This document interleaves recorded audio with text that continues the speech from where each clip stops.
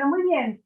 Vamos a pasar como a la segunda parte de esta jornada de hoy. La verdad que ha sido jornadas muy estimulantes, ¿no? Tuvimos 4 días de foros en el que hubo mucha participación. Honestamente, cuando empezamos a armar los foros, teníamos el temor, debo confesarles, de que al tercer o cuarto día fuéramos perdiendo la energía, pero honestamente ha sido muy estimulante que en cada uno de los foros se mantuvo la participación, tuvimos como más de 100 réplicas en los 4 foros, en los 4 bloques temáticos. Eh, Ustedes recordarán que asignamos una jornada para cada uno de los foros. El primero de ellos que tenía que ver con el rol docente, que agrupaba 7 trabajos presentados y que fueron moderados por la secretaria académica del Instituto Urbano, Ana Luz Abramovich, y con el acompañamiento de María Eugenia Núñez, que es la procesadora digital del instituto. Entonces ellas estuvieron moderando este foro. Y bueno, les voy a dar la palabra a ellas para que nos comenten sintéticamente qué cuestiones se conversaron en ese foro y qué nos pueden sintetizar. Gracias.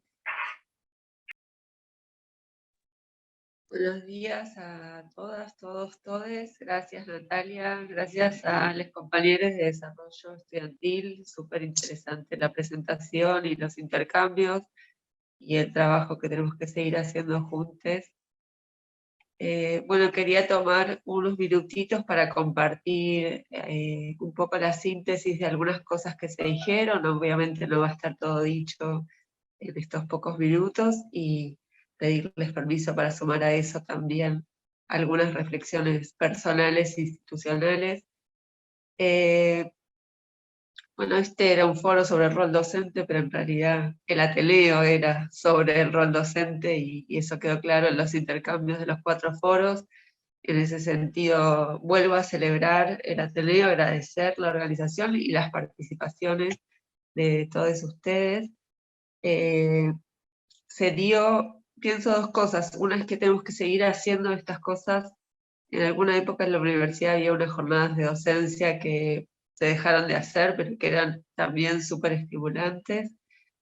Y por otro lado, bueno, mientras sucedía este Ateneo, a su vez, o casi, digamos, en el mismo periodo temporal, por un lado tuvimos otro intenso intercambio con las direcciones de carrera para empezar a pensar las opciones que se abren justamente con la vuelta a la presencialidad y las posibles combinaciones entre educación a distancia y presencialidad.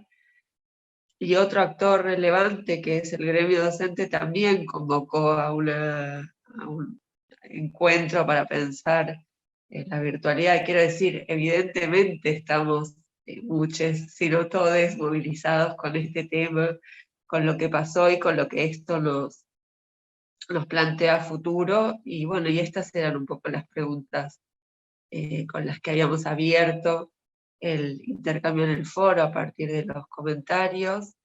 Nada más de esto, digo, de todos estos espacios de intercambio, yo diría que acá en el Ateneo estamos quienes teníamos como más cosas para mostrar o para contar, o para reflexiones para compartir, y sumo, bueno, estos otros 2 espacios, pero sumo para todos la tarea de convocar a quienes no se han sentido todavía tan convocados por esta reflexión, porque sin dudas es una reflexión que viene.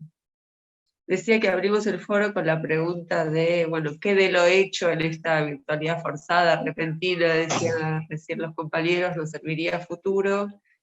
Y la verdad es que hay muchas, muchas cosas que aparecieron que nos van a servir para futuro, pero yo me atrevo a señalar una como clave, que es la capacidad de pensar sobre nuestra práctica docente. O sea, que es algo que nos vimos obligados a hacer, bueno, pensar sobre nuestra actividad docente, sobre qué estamos haciendo, cómo estamos haciendo y para qué lo estamos haciendo. Y eso apareció en varios foros. No siempre nos pasa, muchas veces hacemos y seguimos haciendo sin detenernos a pensar. Entonces, yo diría que como cuestión general o como eje que engloba a todos los demás, el desafío, y después volvió a aparecer en otros foros, es siempre seguir pensando, pensando en nuestra práctica docente, qué, cómo y para qué enseñamos. Otras de las cosas que aparecieron fue, bueno, el seguimiento y el acompañamiento, o sea, la necesidad de acompañar a los estudiantes, de acompañarnos entre docentes y de dejarnos acompañar por los estudiantes también, en esto que aparecía de cómo aprender junto a los estudiantes, sobre todo en lo que tiene que ver con nuestro rol docente, pero también aprender sobre algunos contenidos que puede que ellos, algunos de ellos, traigan y conozcan cosas nuevas que nosotros no conocemos, y seguramente sobre aspectos tecnológicos que por cuestiones generacionales también nuestros estudiantes nos puedan enseñar a nosotros más que nosotros a ellos. Otro de los elementos que apareció en el intercambio es, bueno, el planteo, algunos como reflexiones sobre qué es la educación a distancia y su diferenciación, la necesidad de diferenciarla claramente de la virtualización forzada y a las actividades que hicimos sin convertirlas en la educación a distancia. Y entonces ahí había como algo que sintetizaba, que planteó Gabriela en poner todos los mensajes con buenos días, buenas tardes, buenas noches, suponiendo que son distintos los momentos en que cada estudiante accede a esas actividades o propuestas que dejamos en los espacios a distancia. Pero bueno, esto, que las materias, los materiales y las actividades en educación a distancia están pensadas para realizarse de manera sincrónica con autonomía de los estudiantes, y que la devolución es posterior en otro espacio o en ese mismo espacio.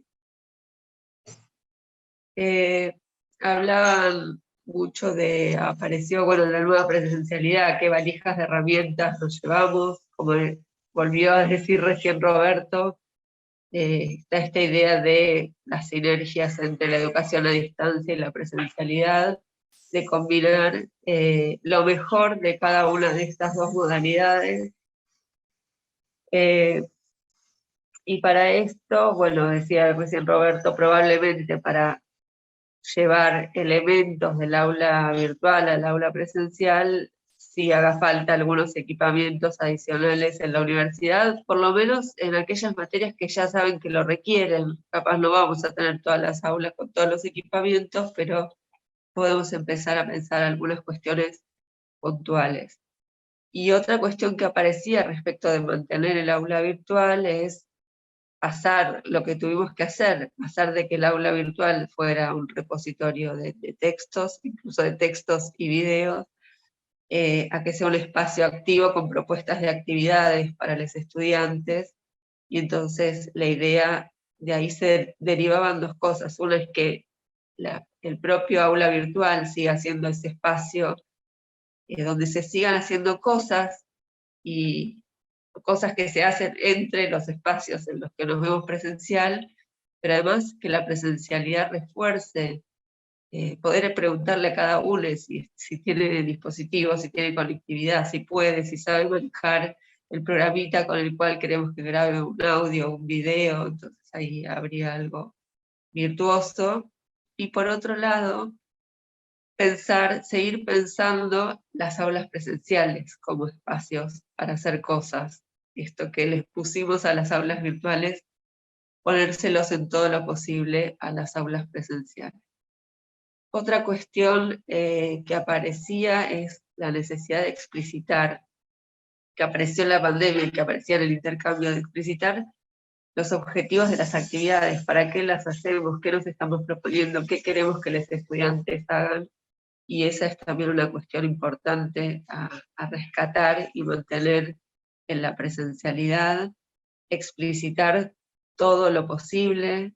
Ahí la propuesta es, bueno, tomar el programa de la materia como un contrato de trabajo en el que se explicitan que después se puede comunicar como el programa de la materia o se puede comunicar de distintas formas, pero bueno, darle el espacio a poner ahí los objetivos que queremos, las actividades que vamos a hacer, las formas de evaluación y trabajarlo con los estudiantes, explicitar ahí todas nuestras propuestas. Y otra cosa que aparecía, obviamente me voy a estar olvidando de cosas o no logré sintetizar más, es garantizar otros espacios de consulta, de duda, que estén abiertos y tal vez mantener, más allá de nuestras oficinas o nuestros espacios de trabajo o los horarios que indiquemos, espacios de consulta también a través de los medios digitales y a distancia. No, obviamente no estoy diciendo darles nuestro WhatsApp a los estudiantes y que nos escriban cuando quieran, sino pautar espacios a través de otros medios para consulta. Todo esto que estamos diciendo, que dijimos entre todos, no tengo duda que requiere trabajo y esfuerzo, y creo que ese trabajo y ese esfuerzo es parte de nuestra tarea docente, y que está buenísimo, como dijimos todos en todos los foros, aprovechar estas oportunidades. Bueno, muchísimas gracias, era eso. Gracias, Ana Luz. Bueno, no sé si en relación al foro del rol docente hay algún comentario o algo que quieran compartir especialmente.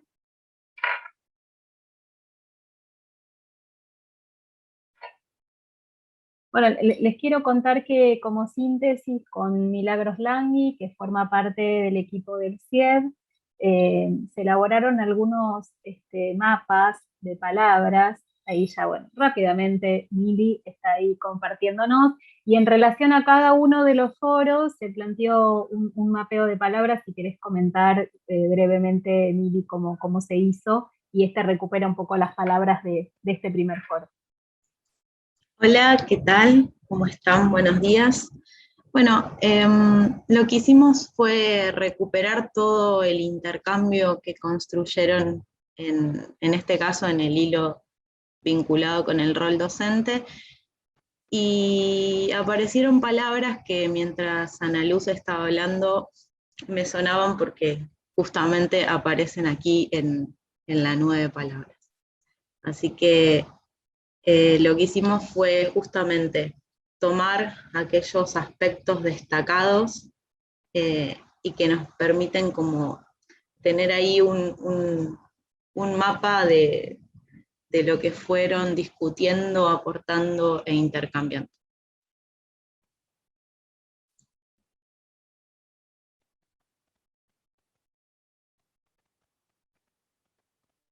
Bueno, quiero decirles que a mí me sorprendió, por ejemplo, que aparezca la palabra humanidad, ¿no?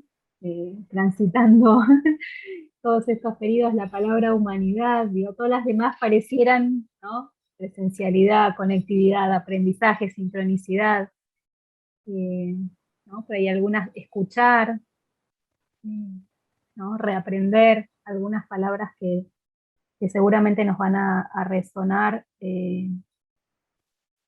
luego de todo este periodo, ¿no? Y para la nueva presencialidad, tal como señalaba Ana Luz.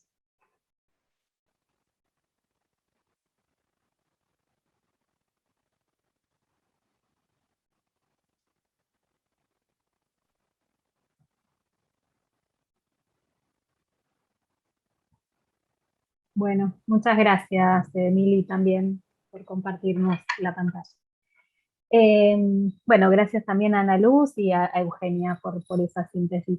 Si les parece, pasamos al foro 2, que fue diseño de materiales, coordinado en esta oportunidad por Sergio Barrio Nuevo, secretario académico del Instituto de Ciencias, y por Loli Grifero González, que es la procesadora digital del ICI, un foro en el que también hubo 7 trabajos, y bueno, y la verdad que experiencias muy ricas, comentarios nuevamente muy estimulantes, así que escuchamos la síntesis de Sergio y de Loli. Gracias.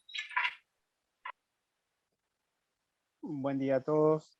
Muchas gracias, Natalia, por la palabra, y aprovecho para también felicitar a la gente de discapacidad por todo el trabajo que vienen haciendo y que tuvieron y mantuvieron durante la pandemia, y que aprovecho unos breves segundos para felicitarlos y comento un poquito sobre lo que fue la experiencia de nuestro foro.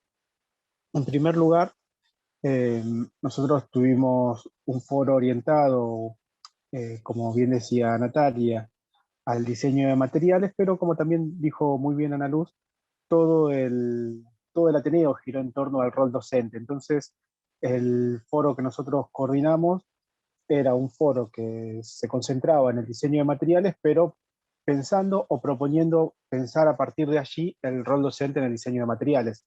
Entonces, como bien decía Ana Luz, me parecía muy bien la síntesis que hizo del Ateneo. El Ateneo giró en torno a la discusión o la reflexión en torno a nuestras prácticas, que fue algo que salió bastante en, en nuestro, en nuestro foro y que aparece también en las experiencias que fueron relatadas. Me parece que hay un punto destacado en el tratamiento que se dio de la temática del diseño de materiales, que tiene que ver no solamente con el contar experiencias respecto de lo que se hizo en la pandemia y realizar intercambios en torno a cuáles son, podríamos decir así, los resultados de esas experiencias, sino que este intercambio permitió también poder dialogar entre los propios colegas, dialogar sobre lo que se viene. Esto es, sobre qué hacer con todo esto que se produjo, qué hacer. Y cuando digo con todo esto que se produjo, lo que se discutía no era tanto qué hacer con los materiales que efectivamente se produjeron durante la pandemia, sino más que nada cómo asumir esta nueva manera de pensar nuestras prácticas. Me parece que el eje que nosotros coordinamos puso mucho hincapié en esta cuestión, ¿no? Que el diseño de materiales en este contexto de pandemia y de emergencia sanitaria, lo que nos, o mejor dicho, sí, lo que nos impuso fue la necesidad de pensar el diseño de materiales de otra manera. Los docentes asumieron esa responsabilidad y no solamente propusieron nuevos modos de pensar el diseño de materiales, sino que, como bien decía Ana Luz, me parece muy importante que llevó a replantear cuál es el rol docente o a repensar también el rol docente en ese diseño de materiales y a repensar incluso nuestras propias prácticas. Y esto me parece importante, más que nada algunas cuestiones que fueron surgiendo en las distintas exposiciones y luego en los intercambios, que es esta resignificación del Moodle. Esto es, una herramienta que ya teníamos en la presencialidad y que estaba pensada para que articule con las clases presenciales, que fue resignificado durante la pandemia. ¿Y qué quiere decir que fue resignificado? Quiere decir que se comenzó a pensar la Moodle también como un lugar de saber. Esto es, lo que logramos fue poder desplazar el espacio físico de las aulas como lugar de saber, poder desplazarlo a la Moodle, algo que durante la presencialidad nos había costado mucho poder articular. Lo cual me parece que es un punto importante en esta idea de diseñar materiales, ¿no? Porque ya no estamos pensando el diseño de materiales como un material para la clase presencial y que y el acto o mejor dicho, el proceso de enseñanza y aprendizaje se realizan solamente en esos lugares, sino que se comenzó a ver a la Moodle como un lugar de saber en el cual se pueden desarrollar ambos procesos, tanto el de enseñanza como el de aprendizaje. Y eso me parece que es uno de los puntos claves en esta discusión que nosotros tuvimos en nuestro eje. Asimismo, el eje puso de relieve algunos aspectos, como por ejemplo la diversidad de recursos que se pueden incorporar para fomentar y acompañar el proceso de enseñanza y aprendizaje, así como la necesidad de monitorear el uso de esos materiales que se producen, y además la importancia me parece a mí, y que no es un dato menor, de poder ir evaluando y contemplando la accesibilidad que los estudiantes tienen a esos materiales. Esto es, no solamente diseñar materiales porque están a disposición del docente la capacidad para poder producir esos materiales, sino también pensando en la posibilidad que el estudiante tiene de acceder a esas producciones. Entonces, me parece que hubo un eje muy interesante. Quisiera destacar también uno de los puntos que uno de los trabajos, si no me equivoco, uno de los trabajos de física había planteado, y me parecía también una propuesta muy interesante, un tema muy interesante que surgió en el eje, que es la cuestión de incorporar materiales tradicionales, ¿no? Lo llamamos nosotros, pero es básicamente cómo a partir de lo digital promover una experiencia no digital. Esto me parece también un punto importante porque justamente lo que se trató de hacer en esa propuesta fue tratar de hacer dialogar e interactuar a ambos mundos, el mundo digital y el mundo no digital, que eso también aparece en otras exposiciones, como por ejemplo Sociología desde la cocina, que lo que tratan de hacer es justamente articular lo cotidiano, lo que los estudiantes tienen a la mano, para a partir de ahí, con la mediación de lo digital, poder producir algo nuevo. Entonces, lo que encontramos nosotros como un punto, podríamos decir, clave en nuestro eje, es esta necesidad de repensar el diseño de materiales como una práctica interactiva, no solamente en cuanto a la producción de materiales, sino también en cuanto a el desafío que se nos viene por delante. Esto es, cómo canalizar todas estas experiencias y todos estos aprendizajes adquiridos y este nuevo modo de pensar la producción de materiales, cómo canalizarlo de cara al futuro. Esto es, cómo canalizar todo esto que aprendimos cuando se retorne a la presencialidad. Me parece que el eje terminó justamente, nosotros, las preguntas que habíamos planteado con Loli iban en esta dirección. El eje permitió plantear justamente el cruce entre lo que se hizo y lo que se puede hacer, ¿no? Y eso me parece uno de los aportes más interesantes que yo puedo sacar en limpio de este diálogo y de este intercambio que tuvimos, tanto en las experiencias relatadas como en los intercambios que se realizaron a través del foro. Con eso quería cerrar un poco la exposición. Gracias. Bueno, muchas gracias, Sergio. Muy interesante ver la síntesis, tanto que presentan a Luz como la que nos acerca Sergio, y digo, con la relevancia que va adquiriendo el rol docente en el propio foro del rol docente, como en este de diseño de materiales. Le podemos compartir, Mili, también cómo nos quedó el mapa o la nube de palabras en relación a este segundo foro, ¿no? Nos queda ahí en el medio un poco, bueno, justo quedaron como dos palabras pegaditas, ¿no? Estudiante en el medio y muy cerquita riesgo. Y después palabras que también emergieron en el primer foro, ¿no? Esto de los dispositivos, las estrategias, las experiencias. Yo no recuerdo acá si aparecía tanto la palabra presencialidad, ¿no? Como más enfocada en el recurso tecnológico, más que en otro. Bueno, así como un raconto o una síntesis de las palabras que fueron surgiendo en los 24 intercambios que tuvo el foro de diseño de materiales, bastante generosos además los intercambios, para nada sintéticos. Bueno, muchas gracias, Mili. Les propongo entonces que pasemos a la síntesis del tercer foro, que recorrió 8 trabajos que presentaron para este Ateneo, y que fue moderado por Elena Valente, secretaria académica del Instituto del Desarrollo Humano, y Andrea Lobos, que en este momento no está presente, pero también contribuyó en la moderación de ese foro. Escuchamos a Elena, que seguro está por allí, que no la veo en este momento, en mi pantalla, ahí sí, para que nos comparta la síntesis. Gracias, Elena. No, por favor, gracias a ustedes. Bueno, tomo la palabra nuevamente para contarles cómo transcurrió el foro destinado al tema diseño de actividades. En parte voy a apoyarme ya en mucho de lo que dijeron Ana Luz y Sergio, porque la reflexión sobre el diseño de actividades tiene implícita la reflexión sobre el rol docente y sobre el diseño de materiales, o sea que hay muchas cuestiones que ya anticiparon Ana Luz y Sergio respecto de las que no voy a ahondar para poder centrarme en otras cosas. Nosotros, como anticipaba Natalia, contamos con 8 trabajos, ¿no?, para este foro.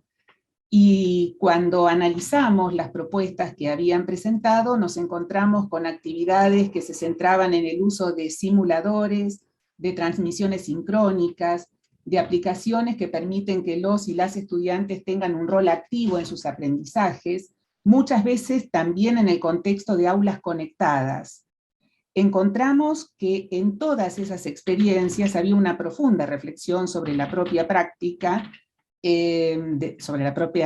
por parte de los docentes, y a partir de ello habían podido aprovecharse las potencialidades de los entornos, o algunas de las potencialidades de los entornos virtuales, ¿no? Las que destacamos inicialmente como elementos fuertes fue el aprovechamiento de los aprendizajes colaborativos, ¿no es cierto?, que brindan la posibilidad de construir conocimientos entre los y las estudiantes, situadas y situados en algunos casos en diferentes espacios geográficos, lo que resultó absolutamente valioso.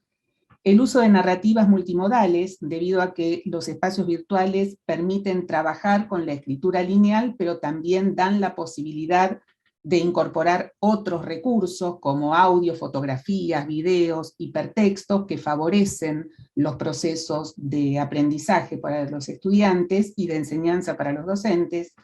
El uso de foros como espacios de intercambio y de evaluación de los aprendizajes, y el uso de programas que permiten la enseñanza remota. A partir de estas particularidades y en relación con la temática del foro, formulamos 2 preguntas. ¿Qué aprendizajes nos dejó el diseño de actividades para la virtualidad que podamos aprovechar para las clases presenciales? Y en segunda instancia, si la enseñanza virtual hizo repensar las formas de evaluación. Bueno, los intercambios giraron no solo en torno de estos 2 interrogantes, sino que en los intercambios se filtraban también muchas de estas cuestiones vinculadas con el rol docente y con la reflexión sobre el diseño de materiales. Aun cuando sigan solapándose, voy a presentar sintéticamente algunas de las reflexiones que creemos constituyen puntos de llegada y puntos de partida para seguir pensando en la que se denominó en algunos momentos la nueva normalidad que se avecina. Respecto del primer interrogante, acerca de qué habíamos aprendido del diseño de actividades que pudiera aprovecharse para las clases presenciales, nos encontramos con lo siguiente. Algunas respuestas mostraban que la virtualidad había hecho que los docentes y las docentes se descubrieran en un nuevo rol inicialmente, con una metáfora que es interesante, que es la del curador de contenidos, ¿no es cierto?, que recorría los espacios virtuales para ver qué podía aprender respecto de los dispositivos a emplear, pero también cómo apropiarse de ciertas estrategias, resignificarlas, readaptarlas. También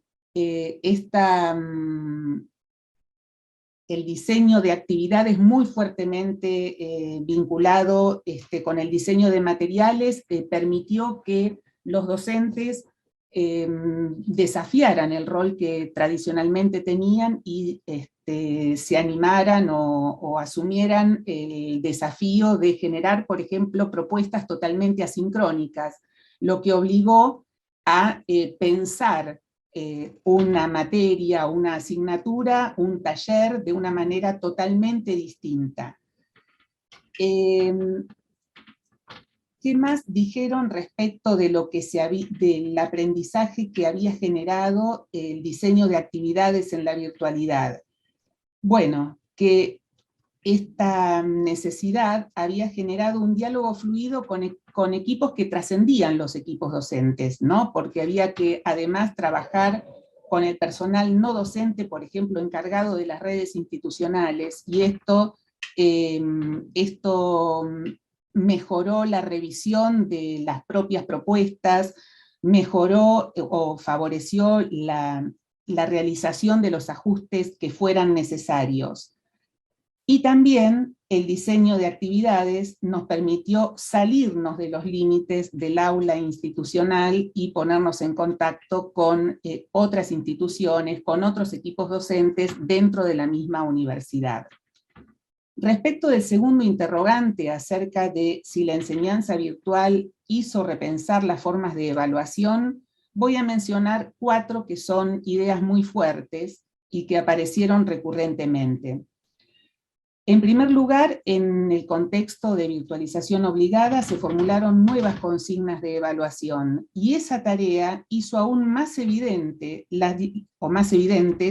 las dificultades que los modos usuales de evaluar hasta marzo de 2020 mostraban respecto de este tema, ¿no? Lejos de generarse una visión romántica de la evaluación en la presencialidad, este tiempo puso de manifiesto también las dificultades que en términos generales enfrentamos en el momento de evaluar también en presencialidad. En segunda instancia se señaló que debieron generarse propuestas en las que la evaluación contribuyera a proponer y construir sentidos, aun cuando para lograrlo hubiera que acotar los trayectos a evaluar. En tal sentido, se diseñaron nuevos instrumentos de evaluación, no tanto de resultado final como procesual, de los que dan cuenta las distintas contribuciones que analizamos. El contexto profundizó y permitió reflexionar sobre algunas prácticas ya implementadas, como les decía, como la evaluación de proceso, ¿no? Más que la consideración de los resultados. Y en este punto hay varias intervenciones en el foro que muestran que o que hacen referencia a que si bien se estaba trabajando en evaluación de proceso, esta circunstancia particular permitió pensar esa modalidad de evaluación de otro modo, detenerse en cuestiones en las que antes no nos habíamos detenido. Por último, también hay una idea recurrente en las participaciones en el foro, pero también en los materiales que se presentaron, que es la idea de que el diseño de evaluaciones en virtualidad permitió apuntalar aprendizajes colectivos, que es una de las cuestiones que más se ponen de relieve respecto de este tiempo que tuvimos que transitar y que todavía transitamos. Las preguntas que quedan enunciadas tienen que ver con lo que señalaban también Ana Luz, ¿no? Respecto de la necesidad de seguir interrogándonos por nuestras propias prácticas como docentes, la necesidad de ver cómo podemos recuperar o mantener lo mejor que nos ha dejado esta época de virtualidad, cómo asumir el tiempo que viene, en palabras de Sergio, y también otra cuestión que es cómo hacemos para lograr que quienes no pudieron seguir adelante en este periodo por distintos motivos, los estudiantes que se ausentaron de las clases, que se inscribieron y no asistieron, se incorporen nuevamente a la universidad. Y para ello, cómo aprovechar lo mejor, como decía antes, que nos ha dejado este tiempo y ponerlo también al servicio de la actividad cuando volvamos a la presencialidad. Esta es fundamentalmente la síntesis de lo que sucedió en este foro. Bueno, muy bien, muchas gracias, Elena. Vamos sumando, ¿no? Para seguir como en la reflexión de estas tres jornadas. Les propongo entonces que veamos cómo nos quedó el mapa de palabras de este foro.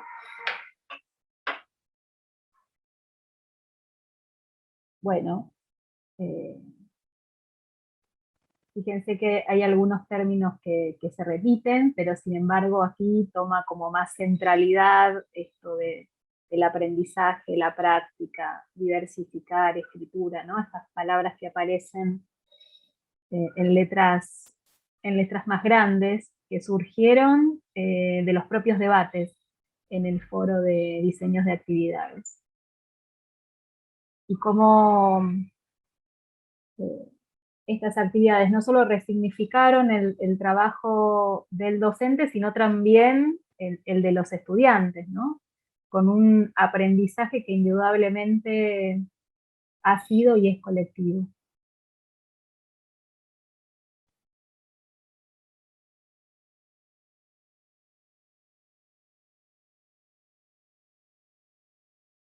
Bueno, incertidumbre ahí, ¿no? Bueno, muchas gracias, Lili. Bueno, entonces pasamos al cuarto foro del día de ayer, que terminó, bueno, en general lo que hicimos fue abrir los foros y terminarlos al día siguiente a la mañana, que tenía que ver con decisiones de gestión y que fue moderado por Jorge Camblón, secretario académico del Instituto de Industria, junto con Natalia Rodríguez, la profesora digital del Instituto de Industria, también con 7 trabajos, si no me equivoco. Y bueno, le paso la palabra a Jorge para que nos comentes cómo fue la síntesis que pudieron relevar de los intercambios de ese foro. Bien, tengan todos y todas buenos días. La verdad que, como se decía continuamente, ¿no? Se celebraban estos espacios.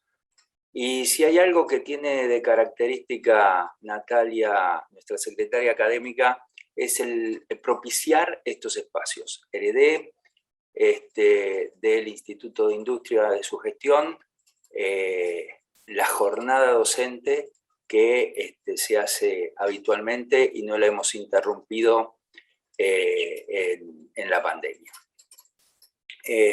Así que, bueno, agradecer a Natalia la generosidad, digamos, porque este espacio de Ateneo fue sin duda una idea de ella que la compartió con el comité académico y rápidamente interpretamos la importancia y así surgió este espacio que claramente estuvo muy soportado por un back office que está liderado ahí en lo tecnológico con Cecilia Morales y con Valeria Odetti desde el punto de vista del asesoramiento virtual.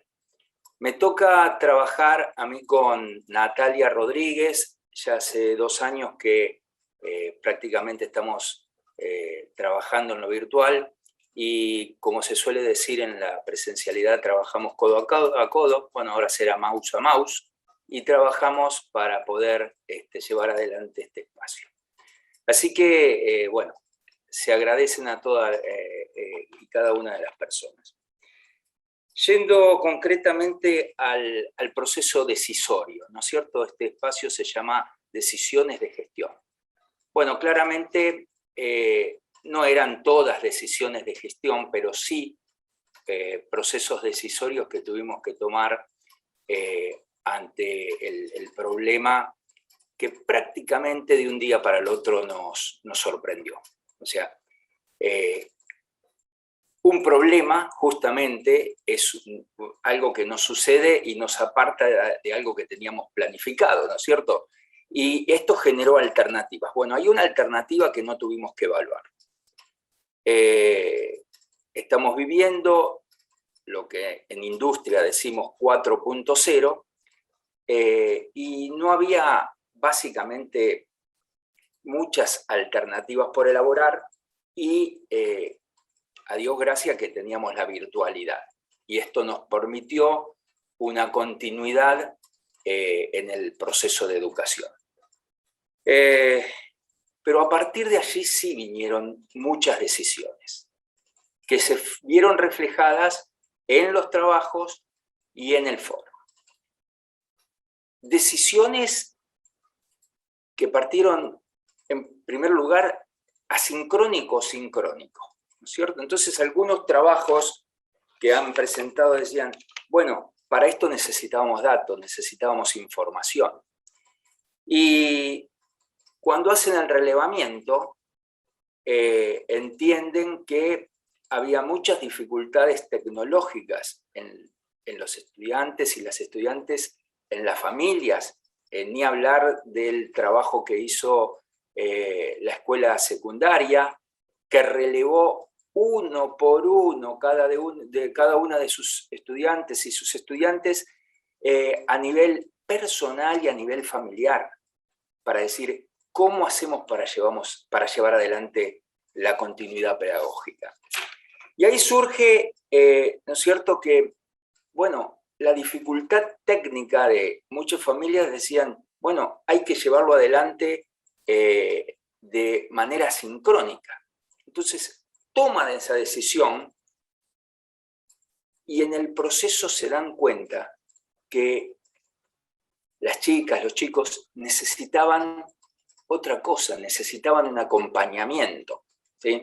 Necesitaban lo sincrónico, pese a tener grandes dificultades con lo sincrónico, decían, ocupaban los datos de los celulares de las familias, tomaban prestada la red de Wi-Fi de los vecinos, o se iban a una plaza, lo que podían, ¿no? Pero, digamos, básicamente había que buscar alternativas, y cuando hacen nuevos relevamientos se dan cuenta que no, que pese a las dificultades necesitaban lo sincrónico. Es decir, hubo continuas decisiones que se fueron tomando al andar, ¿no es cierto?, al recorrer el camino, y todas esas decisiones hicieron que tengamos un resultado. El resultado, a ver, uno puede decir, es bueno, es malo, es muy bueno. En lo personal, yo considero que es aceptable. O sea, hemos tenido resultados, son mejorables, sin lugar a duda, y me parece que todos plantearon en cada uno de los espacios, y en el nuestro en particular, cómo afrontar el futuro, ¿sí? El futuro es más o menos cierto. ¿Es claro? No. ¿Hemos aprendido todos y todas? Sí, hemos aprendido muchísimas herramientas, hubo mucha solidaridad entre los propios docentes en tratar de enseñarnos unos a los otros cómo hacer para llevar adelante la clase, para utilizar una herramienta, bueno, todas estas decisiones han llevado a construir la nueva normalidad, que cómo será seguramente, y de lo que uno retoma del foro y de lo que retoma de nuestra reciente reunión con directoras y directores de las distintas carreras, bueno, hay que tomar lo bueno y mejorar lo que no se pudo hacer o lo que no se hizo bien. Y este es el gran desafío que tenemos.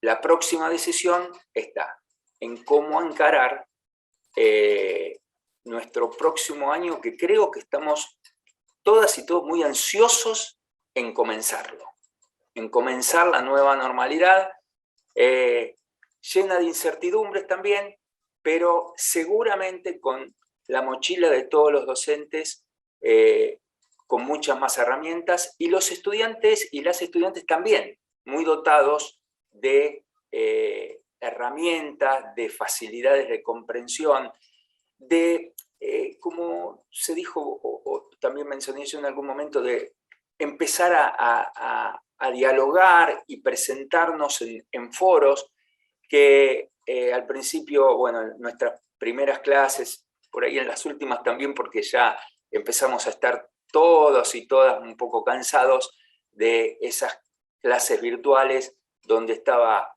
el profesor o la profesora con la camarita y todas cuadraditos negros con los nombrecitos, pero seguramente vamos a todo esto revalorarlo, resignificarlo y tener un futuro mejor en la educación. Al menos es lo que esperamos. Bueno, Jorge, muchas gracias. Si les parece, hacemos lo mismo que antes, vemos un poquito cómo quedó el mapa de palabras que surge del foro. Algunas que decía Jorge no eran exactamente todas decisiones, pero sí un entramado, ¿no?, de tomas de decisiones en relación a estrategias, utilización de actividades, utilización de nuevos recursos, ¿no? Bueno, aparecen como ahí diferentes palabras. Fraternidad, ¿no? Aparece también ahí y creo que en esto también emerge, si bien queda en un costadito, lo que tiene que ver con los derechos, ¿no? El derecho de nuestras y nuestros estudiantes eh, a, a la continuidad pedagógica, ¿no? A que se sigan desarrollando los contenidos, eh, tanto en el nivel medio, en la escuela secundaria, como en nuestras carreras de pregrado y grado. Bueno, muchas gracias, Miri. Bueno, con la síntesis de Jorge cerramos la síntesis que teníamos para cada uno de los foros que hemos desarrollado, la verdad que con mucha alegría, con mucho estímulo de ver los intercambios y la buena recepción de nuestras y de nuestros docentes, con la participación tanto de docentes de la escuela secundaria, así como también de docentes de la universidad en estos 4 días de foros que han sido muy intensos, muy enriquecedores, que nos dejan un montón de aristas y elementos para seguir pensando nuestra práctica docente, y esto es lo que más valoramos, de que se haya podido dar este espacio de reflexión que siempre resulta tanto más dificultoso en el nivel de la educación superior, ¿no? Sin embargo, esto fue posible, diríamos casi pese a la pandemia, lo hemos podido llevar a cabo incorporando esta herramienta del aula virtual y de intercambios asincrónicos y también de intercambios sincrónicos. La verdad que es una gran alegría que hayamos podido llevar adelante esta actividad. En la reunión de inicio mencioné un tema de Atahualpa Yupanqui, que es Piedra y Camino, diciendo que, bueno, que nuestras y nuestros docentes hicieron en este periodo un recorrido de Piedra y Camino, y hoy quisiera mencionar otro tema de Atahualpa, que es un tema de la década del 40, que seguramente todas y todos ustedes, excepto que haya docentes muy jovencitos que no lo conocen, o quizás la conocen por la versión de Divididos, que es El Arriero, ¿no? Entonces, el arriero, que son nuestras y nuestros docentes, van por los caminos de arena, de niebla, de polvo, transitando las diversas experiencias, pero también por caminos de disrupciones, de incertidumbre, pero también de innovaciones, y eso es lo que se vio plasmado en estos 4 días de foros, ¿no? Disrupciones, isomorfismos, ¿no?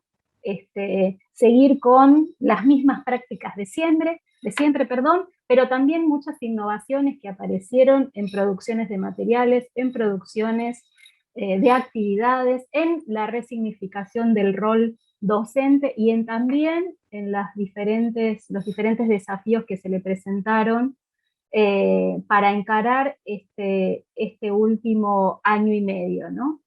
Un periodo en que todos nuestros claustros, tanto los docentes como los no docentes, como los estudiantes, incluso los graduados, han tenido que hacer un gran esfuerzo para sostener las actividades, para sostener la continuidad pedagógica, a partir de una contingencia absolutamente sin precedentes y de dimensiones globales, ¿no? El esfuerzo individual, pero también todo ese esfuerzo colectivo inmediato, con apertura de aulas virtuales, con inmersión en múltiples herramientas de videoconferencia, con aplicaciones educativas, chat telefónicos, canales de YouTube y demás, para poder sostener las actividades. en una pandemia que ha visibilizado, digamos, un conjunto de desigualdades que son persistentes y que en mayor o menor medida siempre busca cotidianamente trabajar la universidad pública, gratuita, del conurbano, de calidad, inclusiva y feminista, ¿no? Y a esto sumamos todas las especificidades que nos trajo el ASPO y que nos trajo también el DISPO, y de a poco la salida de la pandemia o de la nueva presencialidad o de la nueva normalidad, ¿no? Entonces, además de la continuidad pedagógica, fue necesario una arquitectura mucho mayor para sostener, para acompañar, para escuchar a estudiantes, a docentes, a no docentes en sus diferentes roles, frente a contextos muy complejos que atravesaron a toda la comunidad universitaria, ¿no? Por desigualdades tanto en el sostenimiento económico de las familias, en el acceso a recursos generales, tecnológicos, a conectividad, a tareas de cuidado de nuestros hijos, de hijas, hijes, de nuestros adultos mayores, situaciones familiares complejas, ¿no? Dificultades en el acceso a la salud, a las redes familiares, recursos psicológicos, afectivos, desigualdad de género, violencia. Entonces, allí la relevancia que adquirió la universidad como Estado, ¿no? Como red de contención, a través de diferentes herramientas, ¿no? Contribución para lidiar con el COVID-19, con la producción de máscaras, con becas, con determinadas actividades culturales, académicas, programas de género. Entonces, en mayor o menor medida, como todas las instituciones a la carrera se pusieron una vez más a hacer frente a contextos tan particulares que nos toca atravesar, y el arriero va, y nosotras y nosotros y nosotres fuimos adquiriendo particularidades en este contexto tan complejo, y que se visibiliza, en cada uno de los foros de este Ateneo, ¿no? Reflexión docente, apertura, ¿no? Reciprocidad generacional en los procesos de enseñanza-aprendizaje, ¿no? Los que se llaman los millennials, los centennials, y otras generaciones que comparten muchas veces tips sobre el manejo de herramientas en la virtualidad. Innovación en los modos de evaluar, ¿no? Salir de ese encorsetamiento habitual de los 2 exámenes a la reflexión por propósitos formativos, a objetivos de la asignatura, ¿no? Ensayos, evaluación por secuencias didácticas, actividades de aprendizaje, intercambios en foros, incluso, ¿no? Esto de compartir los espacios de la casa, una socialización de esos estudios y de la enseñanza universitaria con pares y con familiares.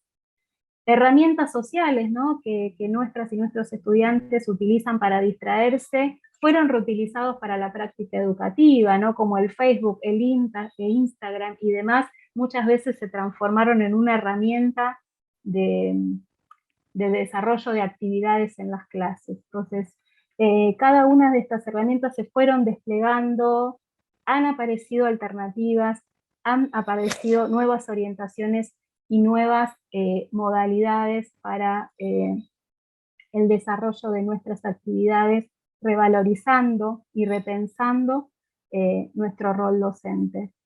No me queda más que agradecer, la verdad que es una gran alegría poder haber desarrollado esta actividad, agradecer a cada uno y cada una de nuestras y nuestros expositores que presentaron sus trabajos, que hicieron el esfuerzo en el medio de todas las actividades de armar el video, de subirlo, de presentar un resumen, de compartirlo, de participar en los foros. También a los más de 150 asistentes que se matricularon en el aula virtual para participar de los foros. Bueno, por supuesto, a las secretarias y los secretarios académicos de instituto, a las procesadoras digitales, a todo el equipo de la Secretaría Académica, con quienes algunas y algunos de ustedes recién nos conocíamos, y bueno, y enseguida empezamos a trabajar en esta propuesta. Por supuesto, todo el equipo que está en conformación del CIED, que enseguida se sumaron a esta actividad, a pensar el aula virtual, así que solamente me queda agradecer por la participación de todas y todos ustedes. Así que bueno, una gran alegría y solamente ahora quisiera pasar la palabra a Pablo, que nos acompaña hoy. También la veo a Gabriela por ahí, así que voy a tener que pedirle aunque sea un saludito final. Entonces, pero en principio te agradecemos, Pablo, que nos acerques unas palabras para este cierre del Ateneo. Gracias. Buenos días a todos y a todas. Quisiera comenzar también sumándome a las palabras de agradecimiento. Agradecimientos varios. En primer lugar, a los y las docentes que participaron enviando sus videos, sus resúmenes, que con mucha generosidad y con mucha honestidad.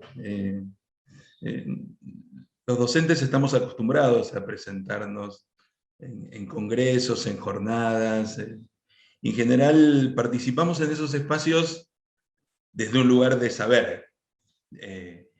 Y creo que las intervenciones en este Ateneo estuvieron muy marcadas por una honestidad de una práctica o de una experiencia que se llevó adelante con sus claros oscuros, con su componente de ensayo y error, que se dejó traslucir en los videos que presentaron, en las discusiones que tuvieron lugar en el foro, y entonces mi primer agradecimiento es para aquellos docentes que participaron enviando sus videos.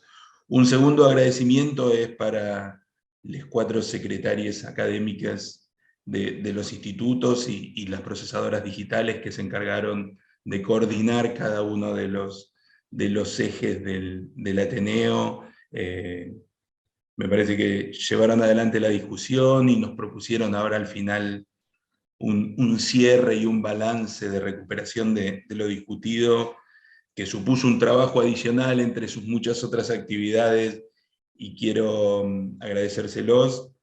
Y por último quiero agradecer muy especialmente a Natalia González y a todo el equipo de la Secretaría Académica. Desde que Natalia asumió al frente de la Secretaría Académica de la Universidad, expresó esta voluntad de conformar el Ateneo. A decir verdad, desde mediados del año pasado que venimos conversando en los pasillos, en distintas reuniones, sobre las experiencias que se estaban llevando adelante en esta modalidad de virtualidad forzosa o de enseñanza remota de emergencia. Conocíamos de las experiencias en el boca a boca, habían ido apareciendo algunas referencias en los cursos que comenzó a dar Milagros de capacitación el año pasado. Sabíamos de esas experiencias, pero nos parecía importante propiciar un espacio institucional donde poder discutirlas, poder sacar algunas conclusiones más en firme, y creo que Natalia se puso al hombro, Natalia y todo el equipo de la Secretaría Académica se puso al hombro la organización de esta iniciativa. Creo que lo hizo con mucha eficiencia. Las intervenciones en el foro muestran lo necesario que era poder contar con un espacio institucional de estas características. Así que un agradecimiento muy profundo a Natalia.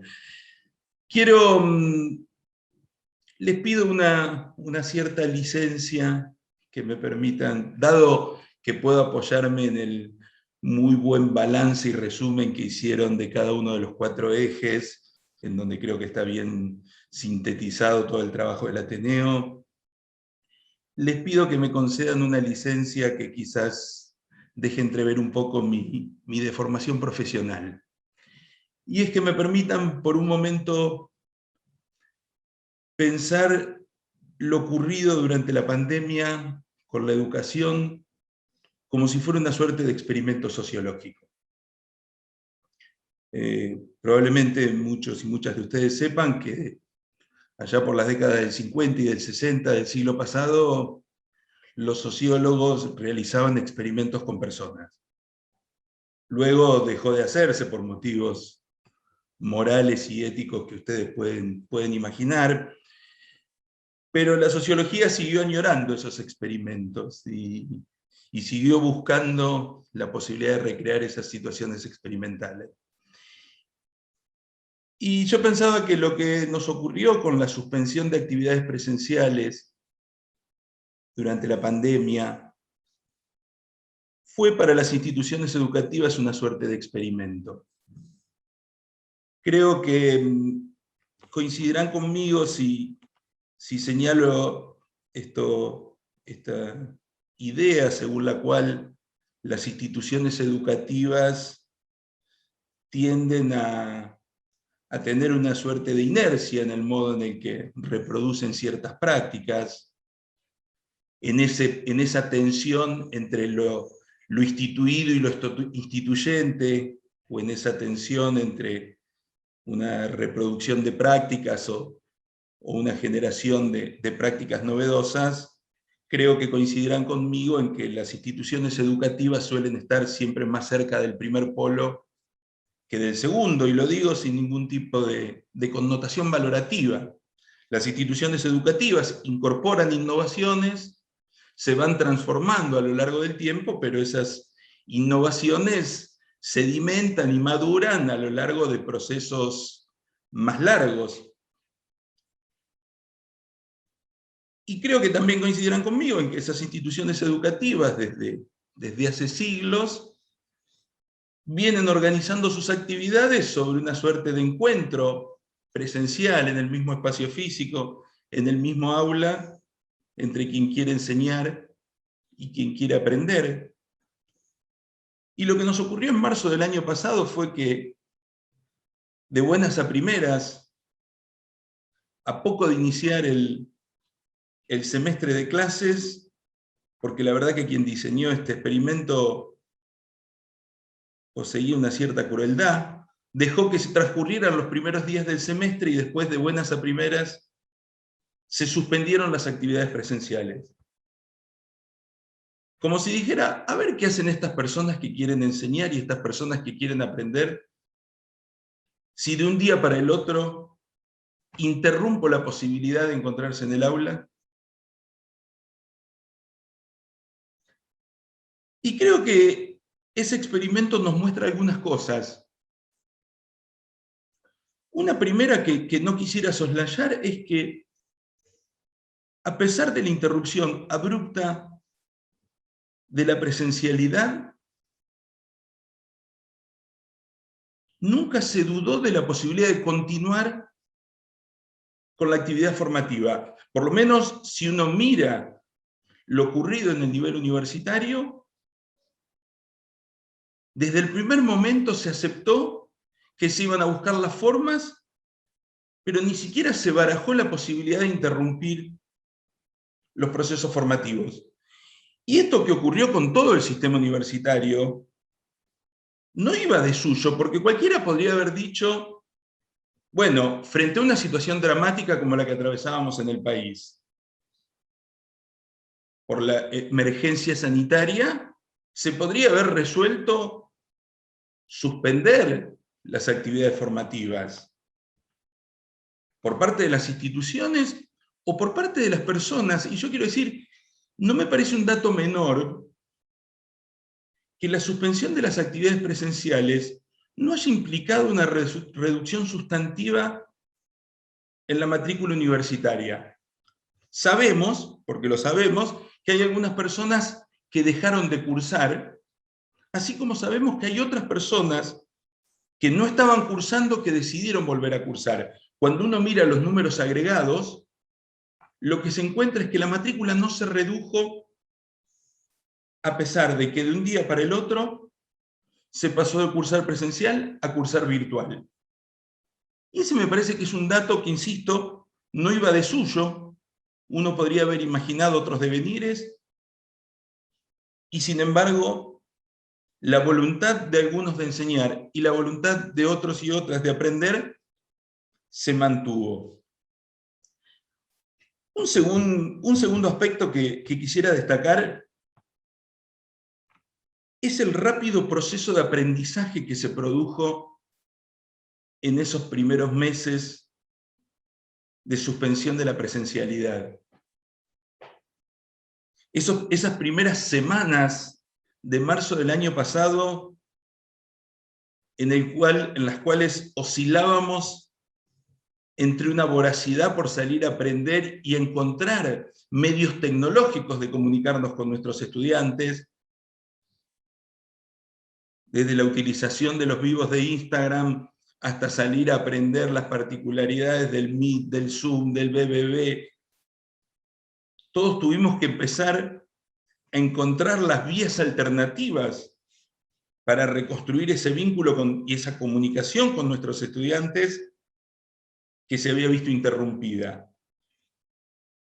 Oscilábamos, les decía, entre esa voracidad por incorporar cierta tecnología y la creencia de que las clases no se iban a poder sostener, que fue muy fuerte en esos primeros días. Todos estábamos convencidos del deseo de garantizar la continuidad pedagógica y al mismo tiempo nos resultaba imposible creer que íbamos a poder enseñar sin poder pisar juntos un aula.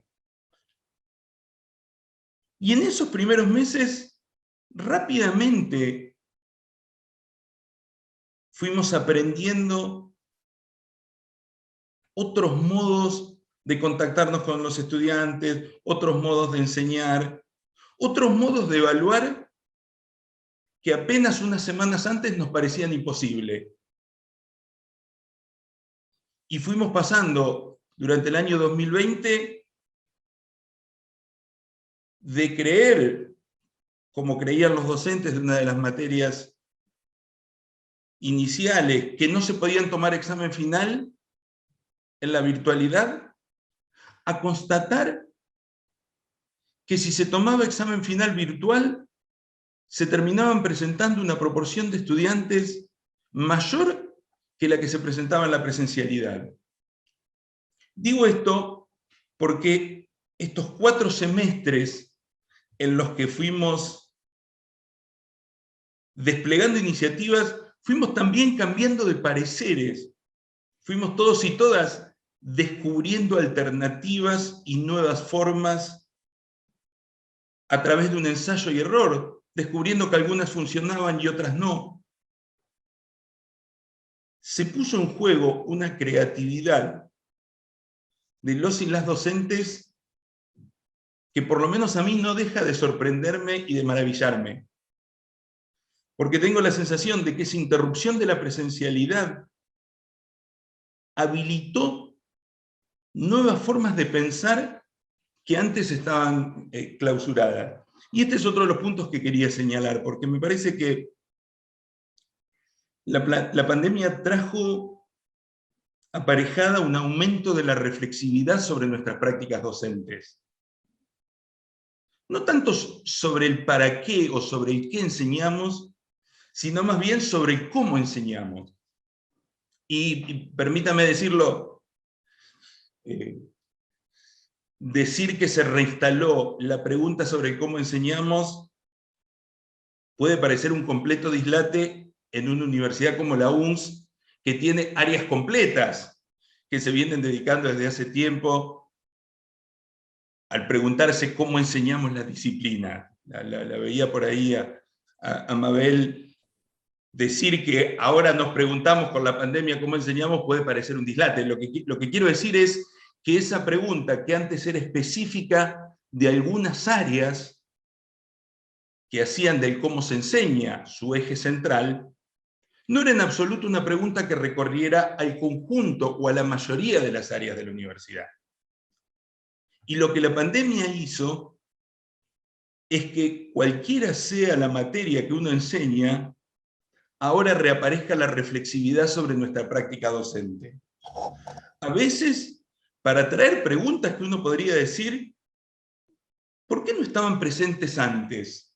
De pronto uno escuchaba a docentes decir, en la virtualidad los estudiantes participan poco. Cuando uno podría hacerse la pregunta, ¿y cómo era en la presencialidad?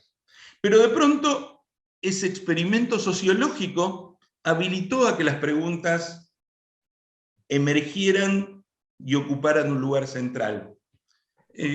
creo que era Paula Pogré, quizás me equivoco, parte de la cosa virtual es que leo el foro todo junto y por ahí lo decía alguna otra persona. Pero creo que era Paula la que decía en una de las intervenciones, la pandemia hizo que apagáramos el piloto automático. Me gustó esa figura de apagar el piloto automático que muchas veces tenemos en nuestras prácticas docentes para repensar un poco más la práctica. Ella lo hacía con la invocación de, por favor, no lo volvamos a encender tan pronto salgamos de esta situación. Aprovechemos de esta reflexividad para potenciar las preguntas. Digo dos cosas más ya para cerrar. Otra consecuencia de este experimento sociológico, lo mencionaba Natalia González en su intervención de recién, es que el cambio de modalidad profundizó y diversificó las desigualdades. Generó unas desigualdades que antes no existían, tanto entre docentes como entre estudiantes. Entre docentes porque la experiencia que algunos tenían para poder usar la virtualidad les permitía arrancar desde más adelante, mientras que para otros docentes se trataba de algo completamente novedoso. Toda la experiencia del año pasado nos mostró esas desigualdades en la formación de los docentes, y fue un poco lo que motivó que desde el comienzo mismo de la pandemia empezáramos a pensar en cursos de capacitación, en cursos que acercaran los elementos básicos, sobre todo para aquellos que no tenían experiencia y que tenían esa voluntad de formarse. Pero también entre los estudiantes se generaron asimetrías muy grandes. Están las asimetrías en las que todos rápidamente pensamos cuando decimos la posibilidad de acceso a recursos tecnológicos, a conectividad. Pero están esas otras asimetrías respecto a las competencias para poder moverse en unas formas de enseñanza que requieren de mayor autonomía, de una lógica de uso del tiempo, de unos modos de estudiar que sabemos que nuestros estudiantes tienen, pero que sabemos que el pasaje a la virtualidad potenció. Y yo creo que es fundamental, es imprescindible que pensemos juntos y juntas cuáles son esas políticas institucionales que nos pueden servir para atenuar, para revertir esas profundas asimetrías. Miren, cuando se creó esta universidad, se decidió destinar muchos recursos a la creación de la biblioteca. La biblioteca, la construcción de la biblioteca que se dio a esta universidad, fue un modo de decir, así vamos a intervenir para atender a las asimetrías de una parte de nuestros estudiantes que no pueden comprarse ciertos libros, o que no pueden tener en sus hogares un espacio cómodo para sentarse a leer y estudiar, o que pueden no contar con esos recursos. Bueno, creo que es el momento de preguntarnos, ¿cuál es el equivalente a ese dispositivo que fue la biblioteca para atenuar estas otras nuevas asimetrías que genera la incorporación de recursos tecnológicos a las formas de enseñanza? No dudo de la necesidad de la biblioteca, pero me parece que no alcanza con ese dispositivo. Tenemos que acompañarlo, tenemos que complementarlo con algún otro dispositivo que yo no podría definir, pero que creo que tenemos que pensar conjuntamente para atender unas nuevas asimetrías que esta incorporación de la tecnología nos presentó.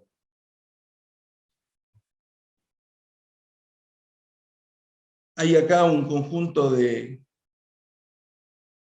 preguntas que nos hacemos de cómo vamos a ir resolviendo, porque quien diseñó el experimento, que ya dije estaba dotado de una cierta crueldad, imaginó además que después de 4 semestres de enseñanza virtual, cuando más o menos nos íbamos sintiendo acomodados a esa situación, cuando nos parecía que teníamos un poquito encaminado el barco después de haber atravesado el más profundo temporal, dijo, no, ahora que vuelvan a la presencialidad.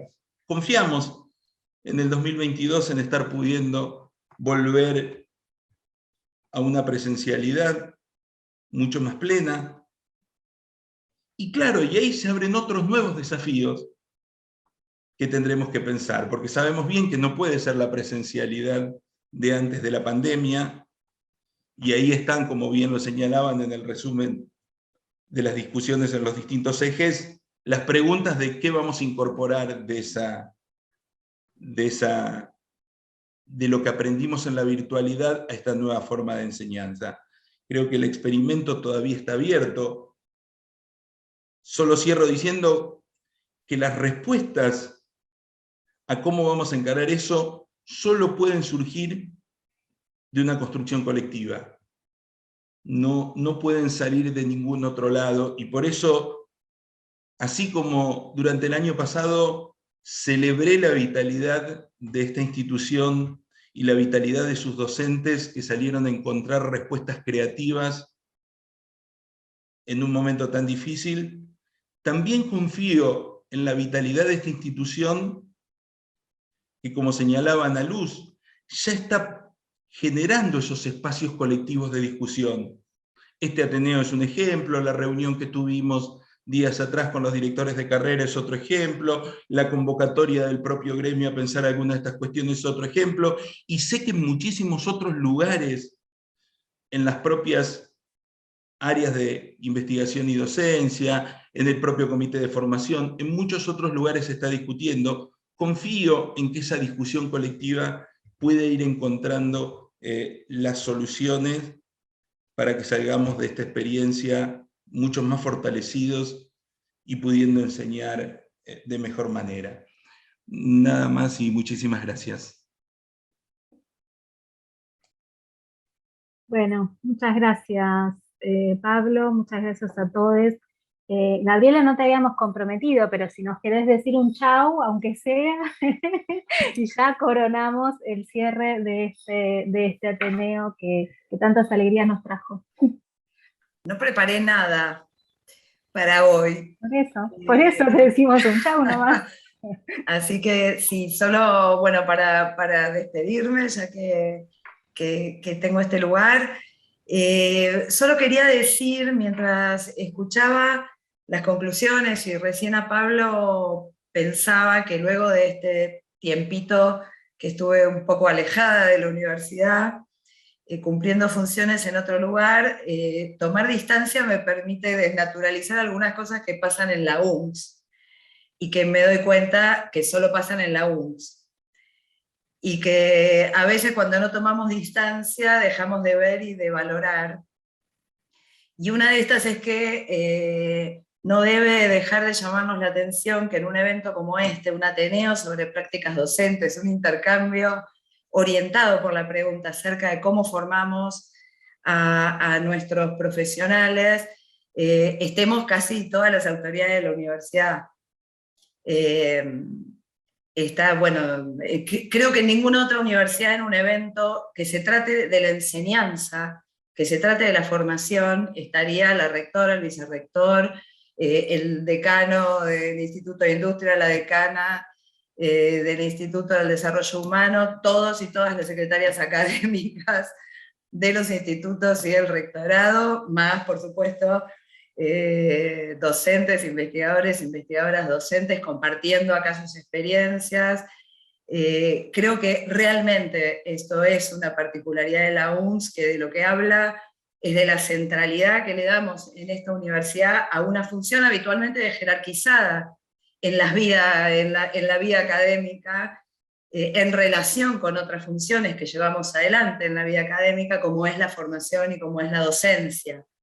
Por muchas razones que no vienen al caso, hay una suerte de jerarquía entre las distintas funciones que llevamos adelante los que hacemos tareas de investigación y docencia, que conspiran sin ninguna duda contra la posibilidad de mejorar el modo en que formamos a nuestros profesionales y les garantizamos que les damos la mejor formación posible. Y creo que a esta altura es casi pueril pensar que se trata de darle centralidad a una cosa o a la otra. Una universidad se trata justamente de darles un lugar de importancia a muchas funciones en simultáneo, y creo que este evento muestra, entre otras cosas, el lugar que le da la Universidad Nacional de General Sarmiento a esta función, que es la de enseñar, que es la de formar a los profesionales que se acercan a nuestras carreras.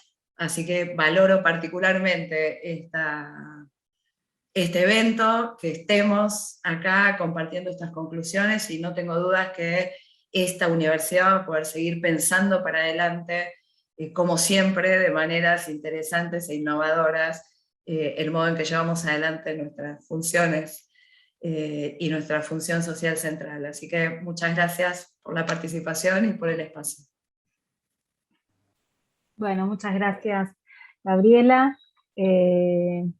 Muchísimas gracias a todos por acercarse a esta reunión de cierre, y bueno, simplemente nos estaremos encontrando en cualquier momento. Que tengan buen día.